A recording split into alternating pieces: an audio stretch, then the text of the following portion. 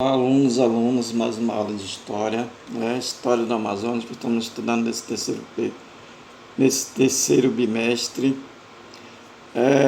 Assunto, a província do Amazonas. Vamos tentar entender esse contexto. Nós tivemos alguma dificuldade, eu vou falar um pouco sobre elas e vamos começar nossos estudos, ok? Então, vamos lá.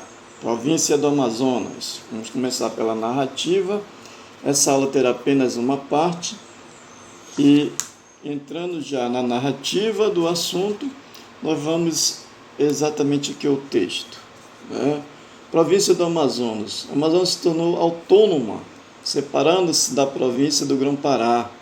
Veja, o Amazonas fazia parte da província do Grão-Pará. Essa região que se tornou o Amazonas. E agora, nesse contexto, nesse período que nós estamos estudando como província, fazia parte do Grão-Pará. Com a condição de província, o Amazonas vai se tornar uma região autônoma, separando-se da província do Grão-Pará. Nós vimos nas nossas aulas anteriores duas condições que essa região ficou subordinada ao Grão-Pará. Primeiro, quando se criou a capitania de São José do Rio Negro, depois a comarca do Alto Amazonas. Agora, na condição de província, só para retomarmos, para nós não perdermos o pique, perdermos a continuidade. Então, o Amazonas se tornou uma província autônoma, separando-se da província do Grão-Pará, separando-se definitivamente. Quando isso aconteceu? 5 de setembro de 1850. Por isso que 5 de setembro é feriado no Amazonas. Feriado porque o Amazonas foi elevado à condição, à categoria de província, se tornando independente do Grão-Pará. Como aconteceu isso? Através da Lei 582, decretada pelo imperador Dom Pedro II. Nós estamos no segundo reinado da história do Brasil. E Manaus se tornou a capital oficial da província. Manaus, que ainda, antes disso, só vai ser nomeada Manaus em 1856. Então, ainda 5 de setembro de 1850, Manaus ainda era considerada a cidade da Barra de São José do Rio Negro. Mas agora, em 1856, se tornou Manaus, o nome de Manaus, é a capital da província do Amazonas. Foi nomeado para o primeiro presidente, que corresponde ao cargo de governador, como se estivesse atualmente. Terreiro Aranha, Nós vamos ver um pouco do histórico dele lá na frente. O nome dele era João Batista Terreiro Aranha. Qual é o papel dele? Teve que organizar a administração, organizar a parte administrativa, as várias secretarias, como seria essa administração. Para isso, precisava de orçamento. Como foi conseguido esse orçamento? Uma negociação. Veio parte da província do Grão-Pará e parte da província do Maranhão, esses primeiros recursos. Até porque a província do Amazonas, ela vai ser, ao longo da sua história, ao longo dos anos, da sua continuidade, vai receber o orçamento. Mas, por enquanto, de início, era esse orçamento. E o que o Terreiro Aranha fez? Terreiro Aranha foi com esse pequeno investimento, ele fundou uma tipografia e criou um jornal. Para que o jornal? Para divulgar exatamente as mensagens, informações da administração, as informações para chegar até a população. O papel do jornal prioritário exatamente é informar. E aqui o Terreiro Aranha, nessa época, criou esse instrumento para que a notícia chegasse aos confins da província do Amazonas. Veja a dificuldade, que nós já sabemos que são tantas pela sua questão geográfica. A iniciativa econômica, ele incentivou o comércio fluvial. Nós vamos ver lá na frente, tem uma chamada para exatamente esse comércio fluvial. Comércio, nós sabemos que a região do Amazonas, da Amazônia em si, é cortada por rios. Os rios são nossas vias de transporte.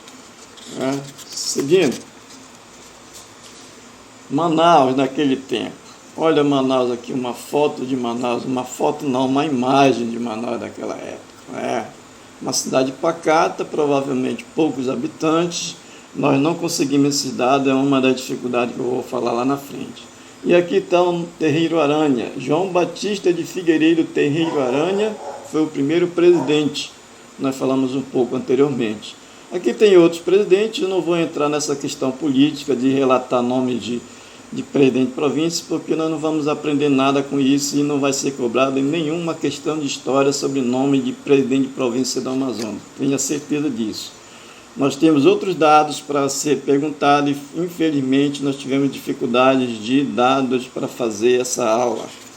Seguindo, aqui tem um mapa praticamente atual do estado do Amazonas, para demonstrar que atualmente o Amazonas tem 62 municípios, mas no período da província tinham poucas cidades que são consideradas os municípios. Nós podemos citar, falamos de algumas que, quando nós estudamos a criação da companhia, era cerca de 11 ou 12 cidades. Nós podemos citar Manaus, Mariuá, que depois vai se tornar Barcelos, Tefé, Itacoatiara, Maués, Parintins, Silves, Tabatinga. Essas eram as cidades mais antigas e os outros municípios surgiram bem mais recentemente, já no período já republicano praticamente. Tem uns bem mais recentes. Seguindo nossa análise, falar de economia, economia da província. Nós falamos anteriormente que o Terreiro Aranha incentivou a economia fluvial e foi criado em 1867. O Rio Amazonas foi aberto à navegação internacional e para isso foi criado duas companhias, uma paraense, administrada em Belém, e uma de Manaus, o Alto Amazonas, administrada em Manaus. Curiosamente, está dizendo aqui que o Amazonas era o único rio do mundo naquele tempo que foi aberto livremente para a navegação internacional. Então vejam que essa condição foi pioneira no mundo, extraordinária. Vamos seguindo, a base da economia, o extrativismo, naquele momento, no período da província. Quais eram os produtos extraídos da floresta? Extrativismo é relacionado a produtos extraídos da floresta, Todo aqueles, por isso que é extrativismo. E extraía a piaçava, a castanha, e já iniciava a produção da borracha, que vai ser considerado o ouro do final do século XIX, início do século XX, que vai desenvolver o Amazonas, o Pará e assim por diante. Mas então veja que as iniciativas são poucas, E essa iniciativa econômica do extrativismo, é claro que deve entremear e completar-se com o extrativismo de madeira, para a produção de madeira para fabricar casa, para fabricar objetos, assim por diante. Mas essa economia extrativista, ela se completa com a produção agrícola, banana, abacaxi e mandioca. Tem um outro fator que não está aqui registrado, que é a produção de Guaraná e Maués, que também nessa época já se produzia. Maués foi pioneiro nessa produção, nesse produto, o Guaraná. Seguindo aqui tem uma imagem de um seringueiro produzindo a borracha dentro da floresta amazônica. Veja, a borracha ela só vai chegar a uma condição ampla, a um desenvolvimento maior, a sua evolução, no final do século XIX, mas ela inicia em 1879, ainda dentro do período considerado província, considerado a província do Amazonas. Veja, com a República, a província do Amazonas vai se tornar estado do Amazonas, mas na condição de província, então, aparece a borracha como uma alternativa, exatamente porque é a matéria-prima do desenvolvimento industrial para a produção de automóveis, de bicicletas e assim por diante. Aqui imagens exatamente dessa condição da economia, Aqui o extrativismo da castanha, aqui da piaçava, aqui a produção de mandioca e de banana. Aqui a produção é a agricultura. A agricultura é o ato de plantar. A agricultura não é extrativismo.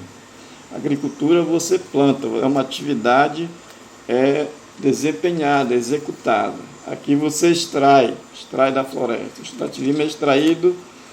Veja as drogas do sertão, que nós já estudamos anteriormente, já tocamos nelas várias vezes. As drogas sertãs eram produtos extrativistas, produtos extraídos da floresta. E atualmente tem muitos produtos.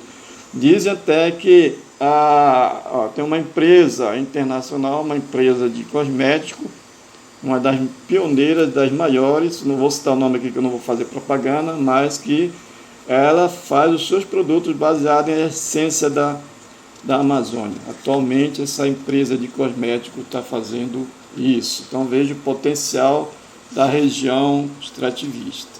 Aqui, caros alunos, aqui é que eu falei, as nossas dificuldades. E aqui é um desabafo. Até.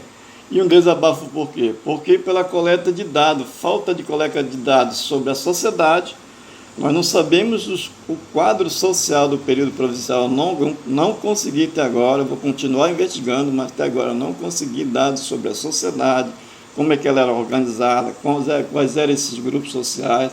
Sabemos que de antemão que a maioria da nossa população nesse período era indígena, mas isso precisa de ser comprovado. A história é ciência a partir da comprovação, a partir dos documentos, e eu não tenho esses dados. Cultura, também não tenho, né, os aspectos culturais, como eram as expressões culturais da época, o que se fazia. Também se sabe que a expressão cultural do Amazonas é muito grande, principalmente em torno da amplitude dos bois de Parintins e outras expressões culturais. Cotidiano, se não temos da sociedade, como que vai ter cotidiano das pessoas, o que elas faziam, como é que era? Por exemplo, o cotidiano desses extrativistas, o cotidiano talvez encontraremos nas próximas investigações sobre o cotidiano do seringueiro, mas de antemão, na época, de como seria a vida dos extrativistas de Piaçava e de Castanha, na época nós não temos. Talvez encontraremos dados bem atuais. Inclusive essas imagens, se você perceber, elas são bem atuais. Então veja a justificativa: por falta de fonte ou de dados, como já citei anteriormente. Olha, dados sobre o interior da província. Não temos nada sobre isso, sobre quais eram os municípios, como é que a população vivia no interior, como viviam as pessoas na floresta, as partes ribeirinhas e por diante, na época.